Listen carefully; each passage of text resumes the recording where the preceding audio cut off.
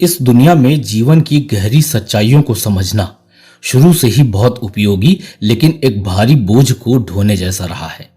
सतह को छोड़कर और अंदर जाना कभी कभी एक कठिन यात्रा हो सकती है। आप जीवन के रहस्यों को जितना अधिक गहराई से देखेंगे उतना ही अधिक आप दिखावे की पीछे की वास्तविकता को जानेंगे, लेकिन इसे संभालना हमेशा आसान नहीं होता है। आज यहां मैं आपको 7 ऐसे कड़वे सच बता रहा हूं जिनसे आप जैसे आध्यात्मिक लोगों को अत्यधिक संघर्ष करना पड़ सकता है, लेकिन अंततः आप अपने जागृत मस्तिष्क की सहायता से उन्हें आशीर्वाद में बदलकर उन पर विजय पा ही लेते हैं। पहला है एग्जिस्टेंशियल क्राइसिस, यानी कि अस्तित्वगत संकट। स्पिरिचुअल ग्रोथ के सेंटर में अक्सर अस्तित्वगत संकट होता है, dark night of the soul.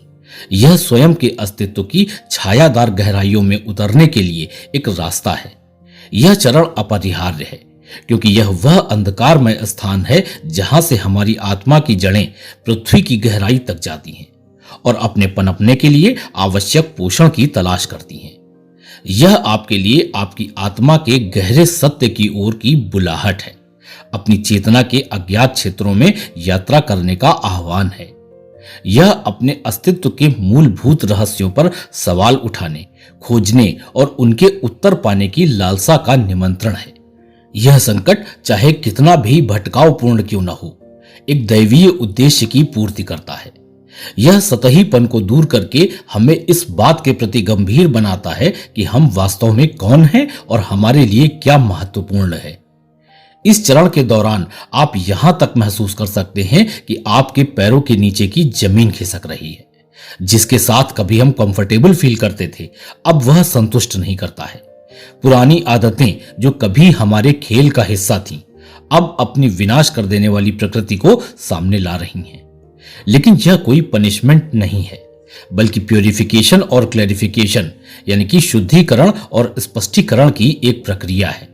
जैसे जैसे आपका आंतरिक परिदृश्य बदलता है, वैसे वैसे आपकी बाहरी दुनिया भी बदलती है।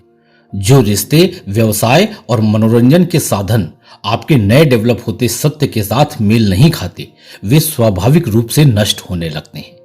यह नई त्वचा उभरने के लिए पुरानी त्वचा के हटने जैसा है। प्रक्रिया दर्दनाक है, लेकिन विकास के लिए आवश्यक है। इस प्रक्रिया में नुकसान होना इनहेरेंट, यानी नैसर्गिक है। ऐसे दोस्त जो कभी आपके साथ चलते थे, अब वे आपको पहचानते भी नहीं। इन नुकसानों के लिए शोक करना और उनके जाने का दर्द महसूस करना स्वाभाविक है, लेकिन फिर भी इस दर्द के भीतर परिवर्तन का एक शक्तिशाली बीज छिपा है। जैसे जैसे आप इस dark night of the soul से गुजरते हैं, आपको ऐसा महसूस हो सकता है जैसे जीवन ने अपना अर्थ खो दिया है। आंतरिक उथल पुथल और दर्द की भावना के कारण आपको ऐसा महसूस हो सकता है जैसे आपका अस्तित्व ही खतरे में है। यह एक आग है, आपके परिवर्तन की आग, जो वो सब कुछ जला देती है जो झूठ है और अपने पीछे केवल सत्य को छोड़ देती है। इस यात्रा के परिणाम कई गुना हैं, लेकिन इसके लिए इन चुनौतियों को स्वीकार करके इनसे सीखने की आपकी इच्छा सबसे ज्यादा महत्वपूर्ण है।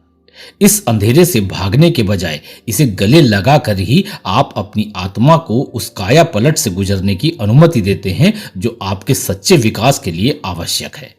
आपको नया आकार दिया जा रहा है, अंदर से बाहर तक एक नया स्वरूप दिया जा रहा है और एक ऐसे बर्तन के रूप में तैयार किया जा रहा है जो चेतना के शुद्ध रूप को धारण कर सकता है। नेक्स्ट है द कॉम्प्लेक्सिटी ऑफ ट्रुथ, यानी कि सत्य की जटिलता। एक जागरूक और आध्यात्मिक व्यक्ति के रूप में आप पूर्ण सत्य के लिए उत्सुक हो सकते हैं। हालांकि जितनी ज्यादा आप रिसर्च करेंगे, उतना ही आप पाएंगे कि सत्य हमेशा ब्लैक एंड व्हाइट नहीं होता है। आध्यात्मिक यात्रा ऐसे विरोधाभासों और जटिलताओं से भरी हुई है जिन्हें समझना मुश्किल हो सकता है, और जो एक व्यक्ति के लिए सच है वह दूसरे के लिए सच नहीं भी हो सकता है। उदाहरण के लिए आप भौतिक संसार की सच्चाइयों को ही देख लीजिए, ये कभी आध्यात्मिक क्षेत्र में आ ही नहीं सकती हैं। एक कथन जो एक संदर्भ में गहरा सत्य है, दूसरे संदर्भ में एकदम अनरिलेटेड हो सकता है, और यहीं से विरोधाभास शुरू होता है। सत्य की जटिलता कुछ हद तक रहस्य और अज्ञात होने को भी दर्शाती है। ईश्वर और ब्रह्मांड के कई ऐसे पहलू हैं जो मानवीय समझ से परे हैं। इसे अपनी लिमिटेशंस के रूप में देखने के बजाय अपनी इग्नोर करने की आदत की गहराई का पता लगाने के निमंत्रण के रूप में देखा जा सकता है। एक ऐसी दुनिया जहां अक्सर क्लियर कट रिप्लाई मांगा जाता है, यह खुलापन चैलेंजिंग हो सकता है। समाज अक्सर उन लोगों को पुरस्कृत करता है जो स्पष्ट समाधान और निश्चित ज्ञान होने का दावा करते हैं।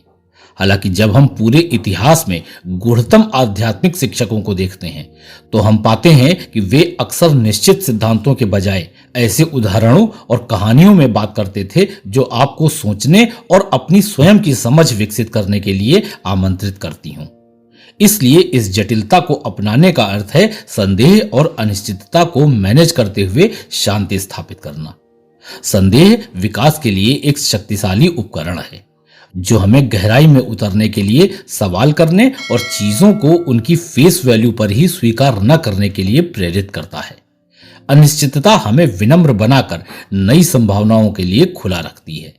अपनी यात्रा के दौरान आपको पता चल सकता है कि जिन विश्वासों को आप कभी सच मानते थे उनमें से कुछ अब आपके काम नहीं आ रहे हैं। यह आपकी आत्मा के विकास का एक स्वाभाविक हिस्सा है। जटिलता की प्रत्येक परत उतरने के साथ आप सभी चीजों की आंतरिक संबद्धता, बाह्य रूप की नश्वरता और चेतना की शाश्वत प्रकृति की गहरी समझ प्राप्त करते हैं। नेक्स्ट है डिफिकल्टी इन फाइंडिंग लव, यानी कि प्यार तक पहुंचने की गहराई। गहरे सार्थक प्यार की तलाश अक्सर आध्यात्मिक रूप से जागृत मार्ग पर चलने वालों के लिए सबसे कठिन संघर्षों में से एक है, खासकर तब जब आपकी आत्मा एक ऐसे संबंध के लिए तरसती है जो सामान्य भौतिक एहसासों से परे जाकर आत्मा को छूता हो। इस यात्रा में अकेलापन महसूस हो सकता है। दरअसल आप सिर्फ एक साथी ही नहीं बल्कि एक आत्मीय जीवन साथी की तलाश कर रहे होते हैं। आत्मीय जीवन साथी से मेरा मतलब उस संबंध से नहीं है जो कि पूर्व निर्धारित है, बल्कि किसी ऐसे व्यक्ति से है जो आपके हायर सेल्फ के साथ रेजोनेट यानी कि प्रतिध्वनित होता हो। आपकी जागृति ने आपको यह समझने के लिए प्रेरित किया है कि प्रेम महज एक भावना या शारीरिक संबंध नहीं है। यह पवित्र आत्माओं का मिलन है और एक एनर्जी है जो आपको समृद्ध करके ऊपर उठाती है। आप जानते हैं कि किसी से भी बातचीत के दौरान एनर्जी का एक्सचेंज होता है और यूं ही अकस्मात बने हुए हल्के संबंध कभी भी आपको अंदर से गहराई से संतुष्ट नहीं करते हैं और वास्तव में यही प्यार की तलाश को और अधिक कठिन बना देता है। ऐसी दुनिया में जहां अक्सर गहरे संबंधों के बजाय इंस्टेंट सेटिस्फैक्शन को महत्व दिया जा रहा है, जहां साथी ढूंढने के लिए बाएं या दाएं स्वाइप करना एक आदर्श तरीका बन गया है, आप अपने अवेकेंड सेल्फ के साथ सेटिस्फाई नहीं होते। आपकी सोल को और अधिक प्योर की चाहत है। आप रिश्ते में ऐसी बातचीत चाहते हैं जो आपके अस्तित्व और आत्मिक संबंधों की गहराई से संबंधित हों, ऐसे चिंतन से भरी हों जो आपकी आत्मा की भूख मिटाती हों। आप किसी ऐसे व्यक्ति की तलाश में हैं जो सिर्फ एक लवर या प्रेमी नहीं है बल्कि आत्मज्ञान के रास्ते में आपका एक सहयात्री भी बन सके। कोई ऐसा जो समझता हो कि प्यार एक आत्मिक और गहरा आध्यात्मिक एहसास भी है और इसीलिए यह सिर्फ प्यार पा लेने के बारे में नहीं है बल्कि उस सच्चे प्यार को आकर्षित करने के बारे में भी है जो आपके अंतरतम को रिफ्लेक्ट करता हो। यह अपनी जागृत आत्मा के प्रति सच्चे बने रहने और उन मूल्यों और गहराइयों के साथ समझौता न करने के बारे में है जिन्हें आपने अपने भीतर खोजा है। अपनी आत्मा की आवश्यकताओं के प्रति यह निष्ठा आपके रास्ते को सकरा कर सकती है, लेकिन यही आपकी यात्रा को ऊपर भी ले जाती है। इसलिए यह आवश्यक है कि पहले स्वयं को प्रेम से भर दें। जितना अधिक आप अपने कोर यानी कि एसेंस का पोषण करके उसे समझते हैं, उतना ही अधिक आप एक ऐसे आंतरिक प्रकाश से चमकते हैं जो किसी न किसी ऐसे व्यक्ति को आकर्षित कर सकता है जो जीवन में प्यार की गहराई को सतहीपन से अधिक महत्व देता है। खुद के लिए आत्म प्रेम विकसित करना एक ऐसे रिश्ते की नींव तैयार करना है जो न केवल आपकी फिजिकल प्रेजेंस के लिए एक साथी ढूंढता है बल्कि आपकी आत्मा को एक उत्कृष्ट सोलमेट से मिलवाता है। इस रास्ते की मंजिल पर पहुंचने के लिए धैर्य की आवश्यकता है। इसके लिए न केवल ब्रह्मांड में बल्कि आपके जीवन के लिए डिवाइन टाइमिंग में भी आपके विश्वास की आवश्यकता है। आप अपने प्यार के लिए जो लालसा महसूस करते हैं, वह एक संकेत के रूप में ब्रह्मांड में उस पवित्र आत्मा के लिए एक पुकार है। याद रखें कि ब्रह्मांड हमारे द्वारा इच्छित शेड्यूल पर नहीं, बल्कि एक डिवाइन टाइमलाइन पर ऑपरेट होता है, जो स्वयं यह समझता है कि हम कब वास्तविक रूप से तैयार हैं न केवल प्यार पाने के लिए, बल्कि उसे अपनाने और पोषित करने के लिए भी। यह वह समय होता है जब आप जिससे प्यार पाना चाहते हैं, वह भी आपको ही ढूंढ रहा होता है। जो कनेक्शन आप बनाना चाहते हैं, वे अदृश्य रूप से बन रहे होते हैं और सही समय पर प्रकट हो जाने की तैयारी कर रहे होते हैं। इसलिए जब तक आप अपना आत्मिक साथी पा नहीं लेते हैं, तब तक अपने अंदर के प्यार को दुनिया के लिए एक उपहार बनने दें। इसे अपनी बातचीत, अपनी रचनात्मकता, दूसरों के प्रति अपनी सेवा में प्रकट होने दें। इस तरह आपसे प्रेम का एक प्रकाश झरने लगता है और यही प्रकाश अंततः आपको आपके सच्चे प्यार को आपकी ओर खुद ब खुद ले जा सकता है। नेक्स्ट है द रियलिटी ऑफ सफरिंग, यानी सहन करने की वास्तविकता। जिन गहन सत्यों का अधिकांश आध्यात्मिक व्यक्तियों को सामना करना पड़ता है, उनमें से एक है दर्द सहन करने की वास्तविकता। चाहे कोई अपने आध्यात्मिक पथ पर कितना ही उन्नत क्यों न हो जाए, जीवन में दर्द का आना मानवीय अनुभवों का एक अपरिहार्य हिस्सा है। यही एक ऐसा एस्पेक्ट है जो सभी जिंदगियों को आपस में जोड़ता है, और इसके बावजूद भी यह अस्तित्व का वह पहलू है जिसका हम में से कई लोग अक्सर विरोध करते हैं या गलत समझते हैं या इससे सबसे ज्यादा डरते हैं। जबकि जीवन के परीक्षणों और कष्टों सहित उसके संपूर्ण स्पेक्ट्रम को अपनाने का मतलब है कि आप अपने आप को दुख के इन क्षणों में मिलने वाली गहन शिक्षाओं के प्रति खोल दें। हमारे जीवन में दर्द कई रूपों में आता है, जैसे शारीरिक, भावनात्मक, मानसिक और आध्यात्मिक। कभी तो यह किसी शारीरिक चोट के दर्द जितना स्पष्ट हो सकता है और कभी दुख में डूबे हुए किसी अकेले हृदय जितना सूक्ष्म भी हो सकता है। अपनी अपरिहार्यता के बावजूद हम दर्द को अक्सर किसी भी कीमत पर टालने की कोशिश करते हैं, जबकि अगर आपको अपने आध्यात्मिक पथ पर बढ़ना और परिपक्व होना है, तो दर्द या पीड़ा को समझना और उससे सीखने की प्रैक्टिस करनी ही होगी। दुख के प्रति आध्यात्मिक दृष्टिकोण उसे खुद से आमंत्रित करने या किसी भी तरह से बढ़ा चढ़ाकर महसूस करने के बारे में नहीं है, बल्कि यह हमारे विकास में इसकी भूमिका को पहचानने के बारे में है। जब भी हम दर्द या पीड़ा के दौर से गुजर रहे होते हैं, तो इसमें हमारे अस्तित्व की गहरी परतों को उजागर करके हमारी दर्द को सहन करने की क्षमता याद दिलाने के लिए हमारे अहंकार को तोड़ने की ताकत होती है। यह पीड़ा हमारी उस दीवार को गिराकर हमारे अंदर अपने और दूसरों के लिए करुणा और सहानुभूति की अधिक गहरी भावना को पैदा कर सकती है, जिसे हम सब ने अपने दिलों के चारों ओर बना रखा होता है। इसके अलावा सफरिंग यानी दर्द के ये दौर ही अक्सर परिवर्तन के लिए कैटालिस्ट का काम करते हैं। यह हमें आत्मसंतुष्टि जैसे भ्रम से बाहर ला सकते हैं, हमें हमारे जीवन की दिशा, हमारे मूल्यों और हमारे उद्देश्य पर सवाल उठाने के लिए प्रेरित कर सकते हैं। यह हमें नए दृष्टिकोण खोजने और उस ताकत और लचीलेपन को खोजने के लिए प्रोत्साहित करते हैं जिसके बारे में हम जानते ही नहीं कि वह हमारे पास है। दुनिया के ज्ञान और परंपराएं हमें सिखाती हैं कि दुख से निपटने की चाबी उससे बचकर भाग जाना नहीं है, बल्कि जागरूकता के साथ उससे गुजरना है। इसका मतलब है अपने दर्द को स्वीकार करना, उसके साथ बैठना, उसकी जड़ों को तलाशना और यह सीखना कि हमें यह क्या सिखा कर जाएगा। यह दुख को अपनी लाइफ जर्नी के एक टेम्परेरी स्टॉपेज के रूप में स्वीकार करने और उसके साथ तादाद में न स्थापित करने के बीच का बहुत ही नाजुक संतुलन है। दूसरे शब्दों में, हम मानते हैं कि भले ही हमें कष्टों के दौर से गुजरना पड़ता है, लेकिन हम उससे परिभाषित नहीं हैं। पीड़ा, दुख या दर्द के इस दौर को अपनी आध्यात्मिक यात्रा में स्वीकार करके एक तरह से हम उसे खुद को समर्पण की कला सिखाने की अनुमति देते हैं। हम सीखते हैं कि जिसे हम नियंत्रित नहीं कर सकते उसे छोड़ दें और अपनी ऊर्जा केवल उस पर केंद्रित करें जिससे हम खुद को उन क्षणों में भी बेहतर बना सकते हैं। यह हमें सिखाता है कि हम जो होना चाहते हैं उसके बजाय हम जो अभी हैं उसके साथ उपस्थित रहें, और उस उपस्थिति में ही हम अक्सर अपनी हीलिंग और ग्रोथ के बीज पाते हैं। सेवा, करुणा और दयालुता के कार्यों के माध्यम से हम अपनी व्यक्तिगत पीड़ा को सामूहिक उपचार में बदल देते हैं, जो आध्यात्मिक परिपक्वता की दिशा में एक सशक्त कदम है। नेक्स्ट है द चैलेंज ऑफ लेटिंग गो, यानी जाने देने की चुनौती।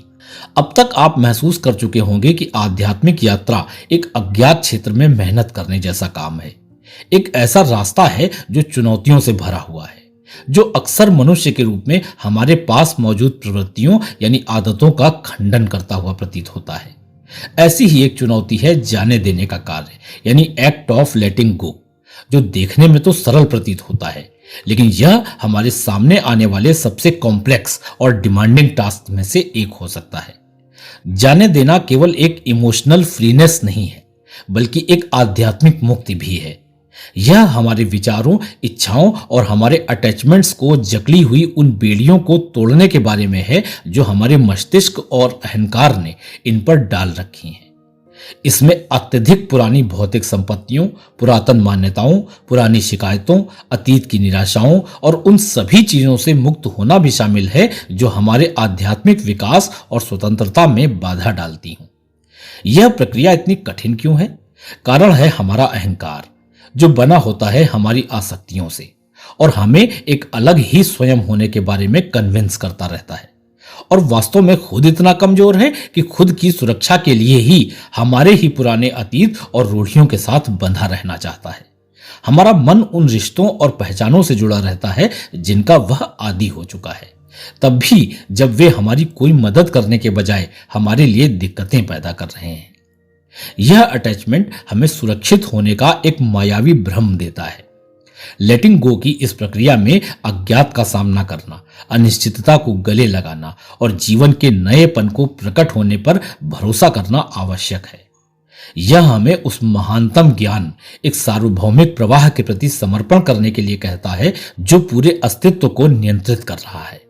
लेटिंग गो पर भरोसा करने के लिए विश्वास की एक छलांग जरूरी है, एक ऐसा विश्वास जो परिणामों की भविष्यवाणी पर नहीं बल्कि ब्रह्मांड में अंतर्निहित अच्छाई की भावना पर निर्भर करता है। जब हम पुरानी चीजों को जाने देते हैं तो हम अपने जीवन में नए अनुभवों, अवसरों और दृष्टिकोणों के लिए जगह बनाते हैं। यह विकास और विस्तार के लिए आमंत्रण है। जाने देने का अर्थ स्वयं को और दूसरों को क्षमा करना भी है। क्षमा करके हम खुद को आक्रोश और शत्रुता के उस भारी बोझ से मुक्त करते हैं जो हमारे जीवन में आध्यात्मिक ऊर्जा के रास्ते को रोक कर रखता है। क्षमा के माध्यम से हम अपने आप को नकारात्मक अतीत के अनुभवों की जंजीरों से मुक्त करते हैं और अपने दिलों को लव की हीलिंग पावर के लिए खोल देते हैं। जाने देने का विकल्प विनम्रता का एक लेसन है, और जितनी बार हम जाने देते हैं हम सभी चीजों के क्षणभंगुर होने को स्वीकार करते हैं। यह एक अभ्यास है जो हमें इस सच्चाई के साथ जोड़ता है कि सब कुछ अनित्य है और हमारा सच्चा सार जीवन के बाहरी दिखावों में नहीं बल्कि यह हमारे अस्तित्व की गहराई में है। नेक्स्ट है the work of self reflection, यानी आत्मचिंतन का कार्य। भीतर की यात्रा हमेशा आरामदायक नहीं होती। अत्यधिक आध्यात्मिक लोग अक्सर पाते हैं कि आत्मचिंतन के लिए उन्हें स्वयं के उन हिस्सों का सामना करना पड़ता है जिनका सामना वे नहीं करना चाहते। आत्मचिंतन एक कला है, स्वयं के साथ एक पवित्र संवाद। इसमें अंदर की ओर मुड़ना होता है, हमारे भीतर के उन स्थानों पर झांकना होता है जो अक्सर अंधेरे में ढके रहते हैं, जैसे हमारे भय, असुरक्षाएं और दबी हुई भावनाएं, जिन्हें शैडो कहा गया है। यह शैडो यानी कि छाया न केवल नकारात्मक गुणों का बल्कि संभावित उपहारों का भी भंडार है। यह भंडार है उन अज्ञात प्रतिभाओं और ऊर्जाओं का जिन्हें सामाजिक स्वीकृति की हमारी एक्सपेक्टेशन की वजह से एक तरफ धकेल दिया गया, और इसीलिए शैडो वर्क में इस प्रक्रिया में संलग्न होना सत्य के प्रति हमारा कमिटमेंट है। इसके लिए हमें यह स्वीकार करने की आवश्यकता है कि हमारी अनचाही विशेषताएं भी हमारे सद्गुणों के समान ही हमारा हिस्सा है। यह स्वीकार करना स्वयं की निंदा करने जैसा नहीं है, बल्कि हमारे अस्तित्व की संपूर्णता का आलिंगन है। इस स्वीकृति की मिट्टी में ही परिवर्तन के बीज फूटते हैं। आत्मचिंतन और शैडो वर्क एक तरह का उत्खनन यानी कि खुदाई का कार्य है। यह हमारे मानस को गहराई से खुदाई करने जैसा है, जहां हमारे व्यवहार और भावनाओं की जड़ें जमी रहती हैं। यह खुद से कुछ कठिन सवाल पूछने के बारे में है, जैसे कि मैं इस तरह से रिएक्ट क्यों करता हूं, मुझे वास्तव में किन चीजों, परिस्थितियों या किस प्रकार के व्यक्तियों से डर लगता है, या कि मेरे अंदर फला विश्वास आखिर उत्पन्न कहां से हुआ। और जान लीजिए कि यह शूरवीरों का काम है, क्योंकि खुद का पूरी तरह से सामना करने के लिए एक मजबूत दिल की जरूरत होती है। और इस दौरान हम अपने किसी भी हिस्से को त्यागने या एक नया व्यक्तित्व बनाने के बारे में नहीं सोचते हैं, बल्कि हम अपने अस्तित्व के सभी पहलुओं की संपूर्णता के बीच एक सामंजस्य बनाना चाहते हैं। आध्यात्मिक प्राणी के रूप में हमारा जन्म परफेक्शन के लिए नहीं, बल्कि पूर्णता के लिए हुआ है, जो किसी भी एक चीज को अपनाने से नहीं आती है। यह संपूर्णता प्रकाश के साथ अंधकार, देखे हुए के साथ अदृश्य और ज्ञात के साथ रहस्यमय को समाहित करने से आती है। इस संपूर्णता को अपनाकर ही हम स्वतंत्रता की सच्ची अभिव्यक्ति पाते हैं। लास्ट है एन एंडलेस जर्नी, यानी कि एक अंतहीन यात्रा। आध्यात्मिक यात्रा अक्सर इस गलतफहमी के साथ शुरू होती है कि इस यात्रा की भी एक मंजिल है, जिसे एक दिन तो हम पा ही लेंगे। यह एनलाइटमेंट यानी ज्ञान के पर्वत का शिखर है, जिस पर एक बार पहुंचने के बाद हमारी खोज पूरी हो जाएगी। लेकिन आध्यात्मिक पथ की वास्तविकता इससे कहीं अलग है और वास्तव में कहीं अधिक सुंदर है। यह एक अंतहीन यात्रा है, न कि कोई फिक्स डेस्टिनेशन। यह यात्रा बिल्कुल एक पहाड़ी नदी के प्रवाह की तरह है, जो लगातार चलती रहती है, लगातार बदलती रहती है और किन्हीं भी दो क्षणों में कभी भी एक समान नहीं होती। जीवन और हमारे व्यक्तिगत विकास के तरल पदार्थ की तरह बहने की प्रकृति को स्वीकार करना हमारे आध्यात्मिक विकास का केंद्र है। यह लगातार प्रवाह ही है जहां हम अपने अस्तित्व का सार पाते हैं। आध्यात्मिक मार्ग हमें कोई और बनाने की तरफ नहीं ले जाता है, बल्कि स्वयं को लगातार और अधिक गहराई से और प्रामाणिक रूप से विकसित करने की तरफ ले जाता है। प्रत्येक क्षण कुछ न कुछ सीखने, विकसित होने, हम कौन हैं और हम अपने आसपास की दुनिया से कैसे जुड़ते हैं, इसकी समझ को गहरा करने का अवसर प्रस्तुत करता है।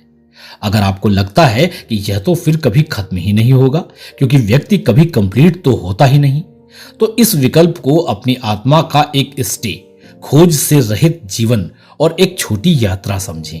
यही इस यात्रा की खूबी है कि यह जीवन को जीवंत और रोमांचक बनाए रखती है। जब हमें पता होता है कि जागृत होने की कोई फाइनल स्टेज नहीं है, तो यह हमें कहीं पहुंचने के दबाव से मुक्त करता है और इस प्रक्रिया के साथ पूरी तरह से शामिल होने में मदद करता है। आपको पता चलता है कि ज्ञान प्राप्त करने के लिए किसी गुरु को खोजना या किसी मंत्र तंत्र आदि का सहारा लेने जैसे जो मील के पत्थर आपने अब तक खोजे थे, वे अब आपकी ही तरह कॉन्सेप्चुअली बदल गए हैं। आत्मज्ञान कोई पद नहीं है जिस पर आपका सिलेक्शन होना है। यह क्षणों, अंतर्दृष्टियों और अनुभवों की एक श्रृंखला है, जो हमें लगातार हमारे ही अस्तित्व के नए पहलुओं से हमें अवगत कराती रहती है। यह सीखने की समाप्ति नहीं है, बल्कि अपने निरंतर विकास करते जाने का आमंत्रण है। इस यात्रा की अपनी चुनौतियां हैं, उतार चढ़ाव हैं, सफलताएं और असफलताएं भी इस रास्ते में आपसे हाथ मिलाएंगी। खुशियां और यहां तक कि दुखों को भी गले लगाना पड़ सकता है। फिर भी अनुभव का स्पेक्ट्रम ही वह माध्यम है जिससे हम जीवन की परिपूर्णता की सराहना करते हैं। जैसे जैसे आप अपने पथ पर आगे बढ़ते हैं, इस ज्ञान को अपना मार्गदर्शक और अपना कंफर्ट बनाते चलें। याद रखिएगा कि यह यात्रा अनंत है और यह कोई बोझ नहीं, बल्कि खुद की शाश्वतता को समझने का अनमोल उपहार है। मुझे आशा है कि मेरे आज के ये शब्द आपकी आत्मा में कुछ प्रकाश जरूर लाए होंगे। यदि आप अभी भी मेरे साथ हैं, तो मैं आपको शामिल होने के लिए तहे दिल से धन्यवाद देता हूं। यदि वीडियो आपको पसंद आया है, तो इसे अपने लिए ईश्वर की कृपा मानकर कमेंट्स में ईश्वर के लिए ग्रेटिट्यूड यानी कि धन्यवाद अवश्य कीजिएगा। साथ ही कोशिश कीजिएगा कि इसे अपने सोशल नेटवर्क के माध्यम से कम किसी एक ऐसे व्यक्ति के साथ शेयर अवश्य कीजिएगा जिसकी वेल बीइंग की आपको चिंता हो। फिर मिलता हूं, टेक केयर।